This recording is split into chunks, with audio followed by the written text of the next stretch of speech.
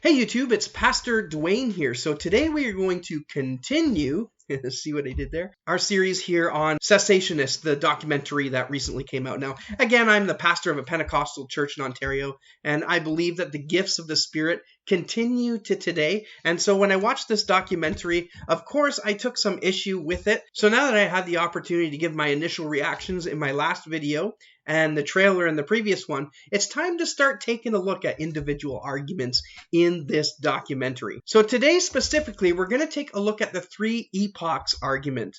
And so let me just play this clip from the documentary that will sum this up for you. There were times, 3 of them in Scripture, when God gave to men the power to work miracles. There is, first of all, the time of Moses and Joshua, 1,400 years before Christ, a period of about 65 years. Then you fast forward to the time of Elijah and Elisha. You're about 800 years before Christ. And there again, you have a period of about 65 years when God was giving men the power to work miracles. The next period of time like that comes in the time of Jesus and the apostles. And that stems from the beginning of his ministry to, at the very latest, the death of John. There you have another period of 65, 70 years. All right, so you heard the man. You heard it there. So what's happening here is the argument goes something along the lines of this, is that only 3 times really in the history of the world were there ever a period where men were endowed with the ability to do miraculous things. And so because we see this as a pattern throughout history, Moses and Aaron, and then Elijah and Elisha, and then Christ and the prophets, because we see that pattern, we can then take that and say today that we are no longer in an epoch of miracles. And so we can conclude that miracles have ceased. This at least is how I believe the cessationist argument takes this specific thing. And of course, they show a couple instances where they say that miracles are for validating God's mouthpiece. And then they show some examples of where miracles were used to validate God's mouthpiece. Now, I'm in total agreement with the validation point. I believe that the gifts, that the miraculous gifts that we've seen done, whether it's from Elijah or whether it's from Moses or Jesus, there is certainly an element of those miraculous things which do in fact validate the person who is giving a message. I have no issues with that. But where we fall into disagreement as continuationists is continuationists would not see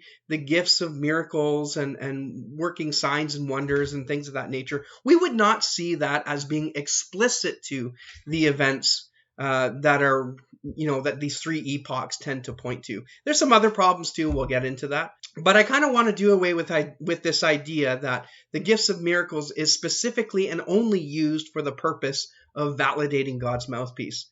Here's a clip from the Cessationist documentary where they make that claim. The widow's response in verse 24 is very instructive. And the woman said to Elijah, "Now I know that you are a man of God, and that the word of the Lord in your mouth is truth." Now, again, in the response of the widow, she recognizes that Elijah was endowed with this ability, and in the response, she recognizes that this truly is a man of God. But the question is does that scripture, is that enough to say that this is explicitly for the purpose of?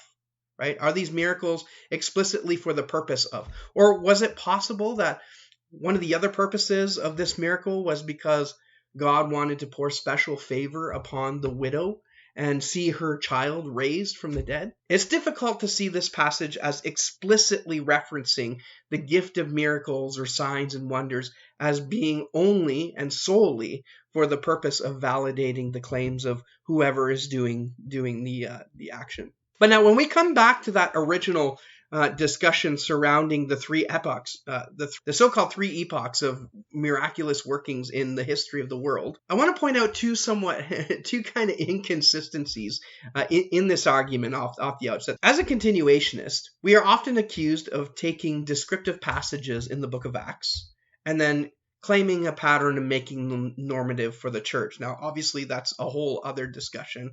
And in a sense, yes, we do that. I don't have an issue with that. But it's often seen that we're bad for doing this. And as a continuationist, it's bad that you're using descriptive passages to come up with normative practices.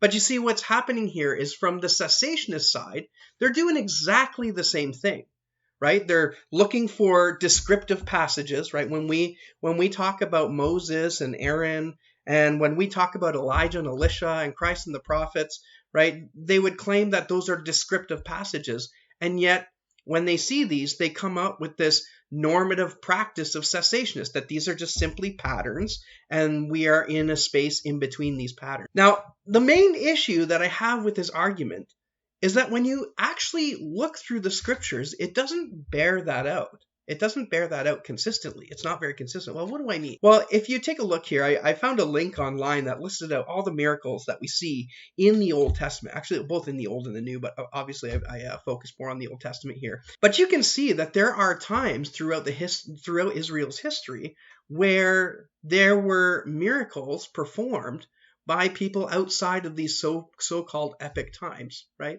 So again, just to reiterate, those three epic times are Moses and Aaron, and then not much happened between them, and then Elijah and Elisha, and then not much happened after that, and then Jesus and the apostles. But what they don't do is they don't take into effect certain periods of time, like the periods of Judges, for example. Let me give you two examples here, and I know that everyone here is probably familiar with them, but you take Gideon, for example. So Gideon, the angel appeared to Gideon. This is a very continuationist thing that's happening, right? An angel appearing to Gideon and giving him a revelation, right? Now, I get it. You're going to say the canon is not complete. That's a discussion for another day. But this angel comes down to Gideon and says, mighty man of valor, you're going to do these wondrous things, right? Basically, he's going to deliver the people Israel from the Midianites. So you go through, and he's not entirely convinced. Gideon is having this sort of moment of, well, I don't know what I want to do, and I just want to be so sure. And so what does Gideon do? He reaches out to God in prayer, and this is where we get the whole fleece thing from. If I put the fleece on the ground and the ground is wet, but the fleece is not, then I'll know. But then if I put the fleece on the ground again and the fleece is wet and the ground is not wet, then I'll know, right? So we have like a miraculous event taking place at Gideon's request, right? Gideon is praying to God and asks him to clarify things, and this miracle happens with the fleece. But see, the miracles don't really end there, because as Gideon is going about and selecting the men for the battle against the Midianites, we all know what happens, right? He whittles down the army from a whole huge army. I forget what the exact number is, but he whittles it down to 300 men. 300 men. And after these 300 men are selected, someone comes up to Gideon, just some man. Some man came up to Gideon, some random man, and he gives him a dream that he had. And listen to this, right? Judges 7:13. And when Gideon had come, there was a man telling a dream to his companion. He said, I have had a dream. To my surprise, a loaf of barley bread tumbled into the camp of Midian. It came to a tent and struck it so that it fell and overturned, and the tent collapsed. So we had a dream given, and the result of this dream, right, it wasn't really to validate God's mouthpiece. It wasn't to validate Gideon as a judge. So it was to encourage Gideon and the men who were going to go to battle with him. In fact, if you go down just a few verses, we get that confirmation when the men rise up and say, Arise, for the Lord has delivered the camp of Midian into your hands. So you see, it wasn't necessarily confirmation of a mouthpiece.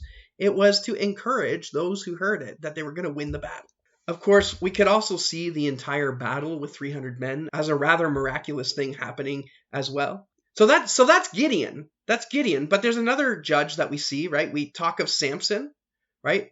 So Samson, if you go to Judges chapter 13, verse 5, his birth was miraculous. So after Samson was born, an angel came to her and told her that he was going to be a Nazarite, right?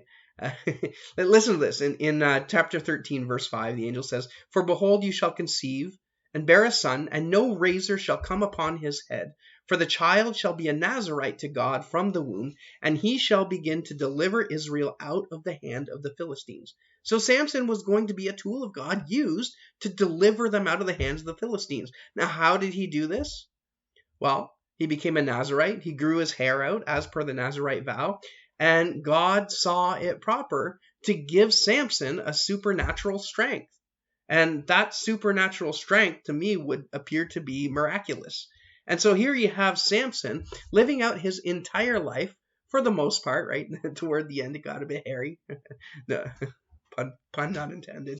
But he lived out his life with this super strength. And of course, you see the times throughout the story of Samson where he beat 300 Philistines with the jawbone of a donkey. He took out a lion with his bare hands. He pulled the gate of the city out and walked it off with his back. Like, this is not normal. This is supernatural strength. This is a miracle in itself. And he lived this way. Now, of course, the Philistines wanted to figure out what the problem was, like how he was so strong. And of course, it was apparently in his hair. And Delilah, one of his girlfriends at the time, had convinced Samson to tell her what the secret was. And apparently the secret was in his hair. When Delilah cut his hair, the Lord departed from him. And the scriptures say to us that Samson did not know that the Lord had departed from him. Again, these are scriptural things, this miraculous strength that Samson had. Apparently, the strength that Samson had was related to the hair that he was growing out on his head. So you can see in the period of the Judges that there were miracles there too. In fact, at the end of Samson's life, he cried out to the Lord for one more miracle, right? That he would have the strength to push over the pillars of the temple and collapse it on everyone. I understand and I get that miracles don't happen all the time. And when you look at miracles and calculate them up in the scriptures, that they didn't occur, 20 times a day. I get that. And even when you look at the life of Elisha and Elijah, you don't see miracles happening every other day. It seemed to be fairly rare. I get that. I understand that. But they never ceased entirely. And this whole idea of epochs, as far as I can tell, doesn't really hold water. Consider Daniel in the lion's den, right? He's thrown into the lion's den and he's about to be eaten by these lions. But what happens?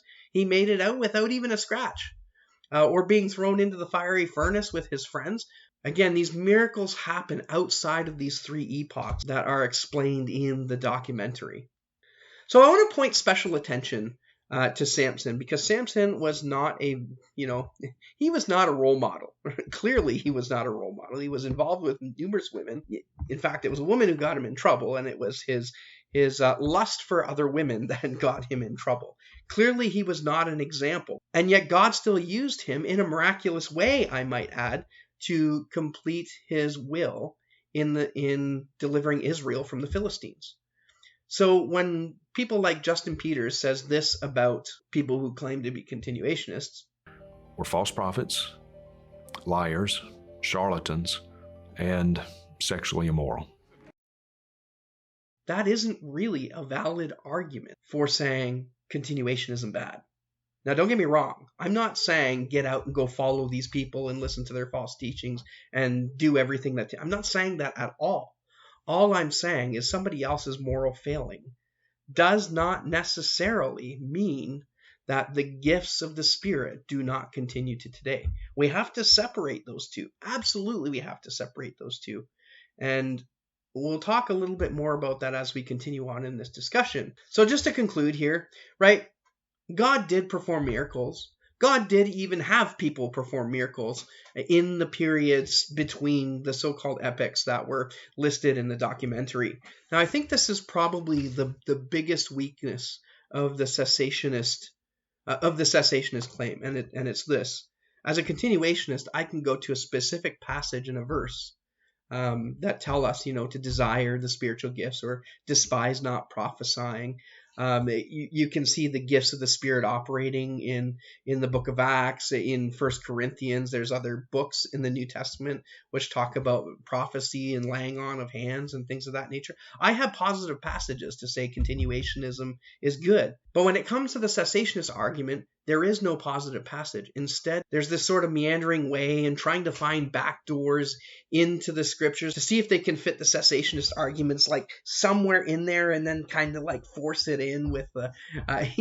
you get what I'm saying, right? That there's no straightforward passage. There's all these kind of gymnastics that had to be taken.